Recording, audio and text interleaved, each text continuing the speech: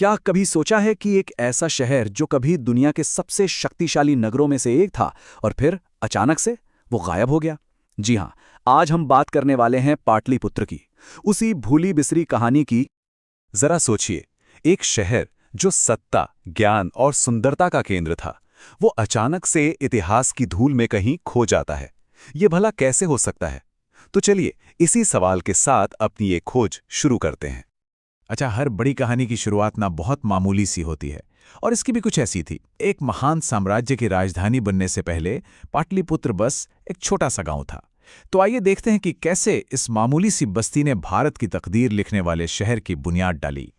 तो पाटलिपुत्र बनने से बहुत पहले ये बस एक छोटा सा गांव था जिसका नाम था पाटलीग्राम।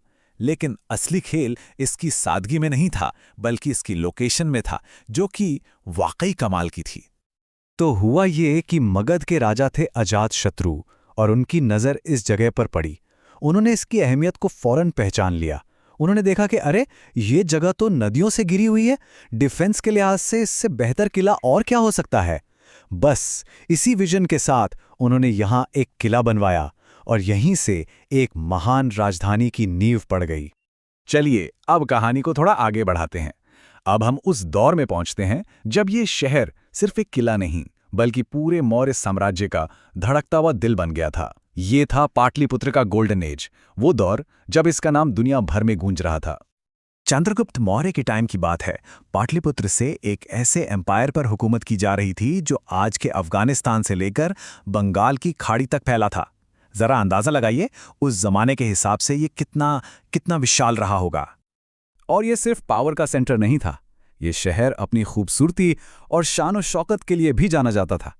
इतना कि जब ग्रीक ट्रैवलर मैगस्थनीज यहाँ आए तो इसकी चमक धमक देखकर उनके मुंह से निकला, ये दुनिया का सबसे सुंदर शहर है। वो खुद को रोक ही नहीं पाए। जरा एक बार सोच कर देखें कि ये शहर आखिर दिखता कैसा होगा।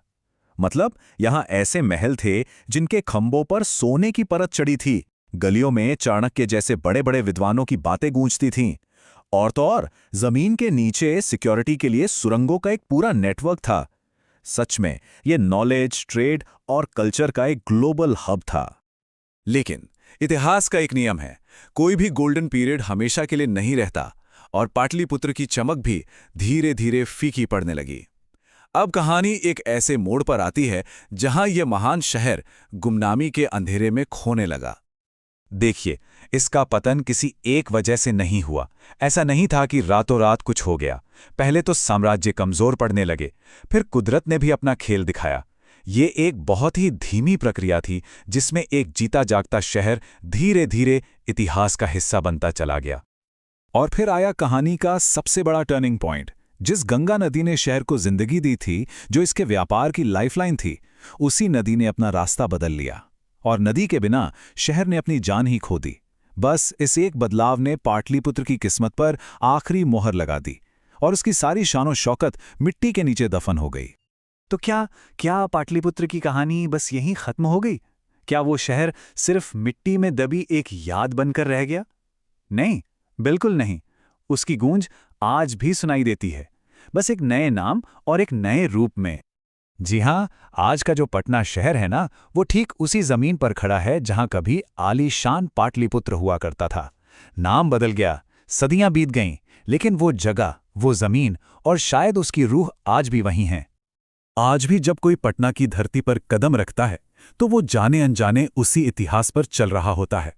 उस पुराने दौर की शान की खुशबू आज भी वहां की मिट्टी में महसूस की जा सकती है, एक याद की तरह जो बताती है कि यहां कभी दुनिया के सबसे महान शहरों में से एक आबाद था। और ये पूरी कहानी हमें एक बहुत गहरे सवाल पर लाकर छोड़ देती है कि पाटलिपुत्र की ही तरह न जाने और कितनी कहानियां, कितने शहर और कितना इतिहास हमारे ही पैरों के नीचे दबा पड़ा है और बस अपने खोजे जाने का इंतजार कर रहा है।